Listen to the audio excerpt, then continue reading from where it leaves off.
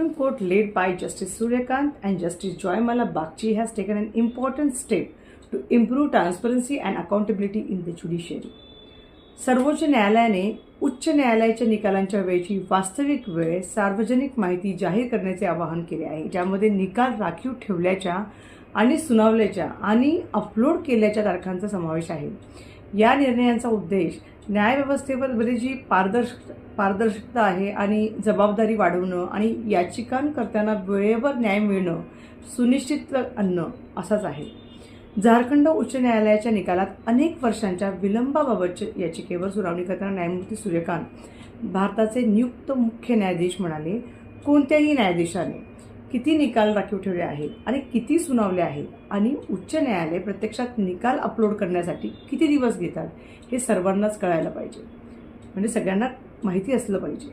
न्यायालयाने सर्व उच्च न्यायालयांना त्यांचा विद्यमान स्वरूपांमध्ये बदल करण्याचे निर्देश दिले आहे, जेणेकरून निकाल आरक्षणाची तारीख, घोषणेची तारीख आणि वेबसाईटवर अपलोड करण्याची तारीख प्रमाणित प्रत अपलोड केलेल्या निकालात स्पष्टपणे नमूद केली जाईल.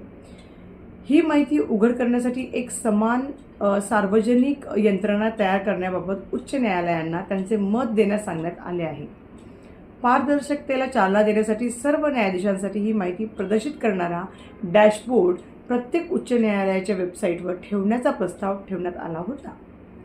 आता आपण न्यायालयाने असे नमूद केलेले दिसते की जरी कोणत्याही निश्चित वैधानिक कालमर्यादा नसल्या तरी पण न्यायालयीन परंपरा वाजवी वेळेत सामान्यतः 2 ते 6 महिने निकाल देण्याचे सुचवते आणि या आदेशाला कारणीभूत ठरलेल्या 2 ते 3 वर्षांच्या विलंबासारख्या महत्त्वपूर्ण विलंबामुळे चिंता निर्माण होते.